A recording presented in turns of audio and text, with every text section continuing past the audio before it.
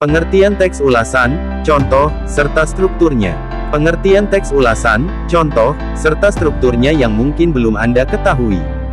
Teks ulasan merupakan salah satu materi yang ada dalam mata pelajaran Bahasa Indonesia di SMA dengan kurikulum 2013.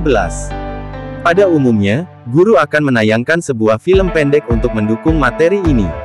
Sebenarnya, apa yang dimaksud dengan teks ulasan itu? Bagaimana strukturnya dan apa saja contohnya? Berikut ini uraian lebih lengkapnya. Pengertian teks ulasan. Teks ulasan adalah sebuah teks yang mengulas suatu karya sastra, baik drama maupun film.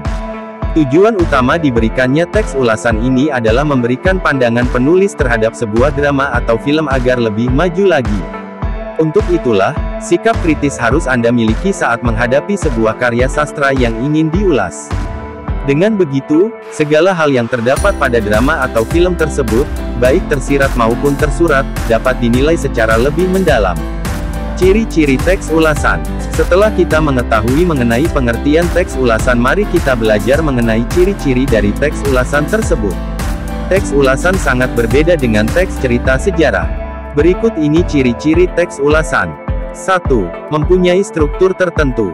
2. Berisi opini penulis terhadap karya yang diulas. 3. Opini tersebut didasarkan pada fakta yang ada, kemudian diinterpretasikan. 4. Teks ulasan juga sering disebut resensi. Struktur teks ulasan. Membuat teks ulasan tidak boleh asal menulis. Ada struktur tertentu yang harus Anda patuhi, sehingga apa yang Anda sampaikan dapat mengena di hati pembaca. Apa yang dimaksud dengan struktur teks ulasan itu? Struktur ulasan adalah bagian-bagian teks yang harus ada hingga teks ulasan tersebut terbentuk secara utuh.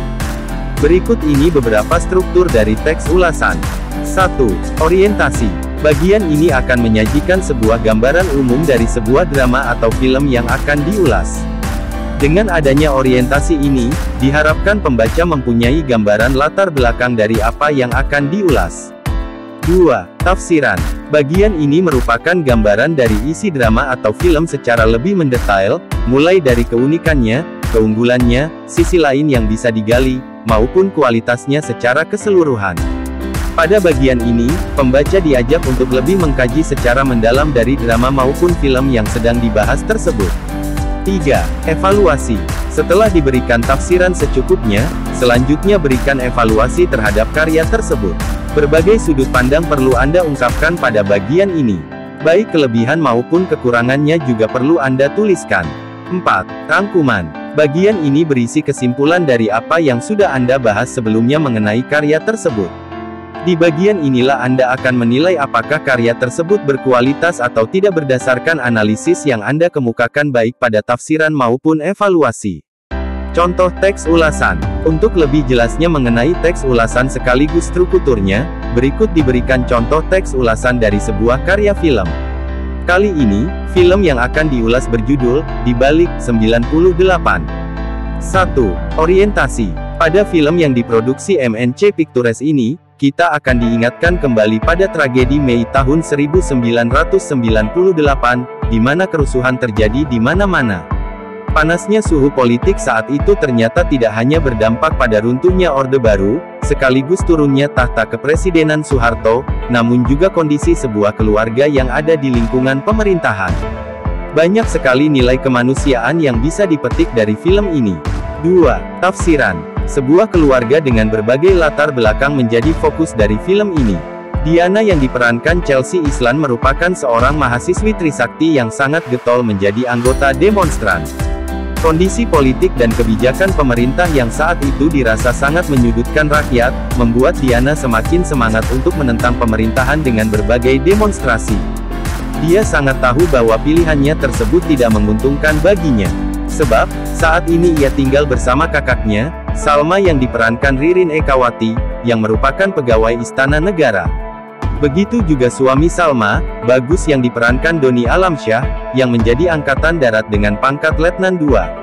Namun, kondisi tidak menguntungkan itu tidak menjadi penghalang bagi Diana untuk terus melakukan demonstrasi, hingga akhirnya terjadilah penembakan atas 4 orang mahasiswa Trisakti dalam sebuah kerusuhan pada tanggal 13 hingga tanggal 14 Mei.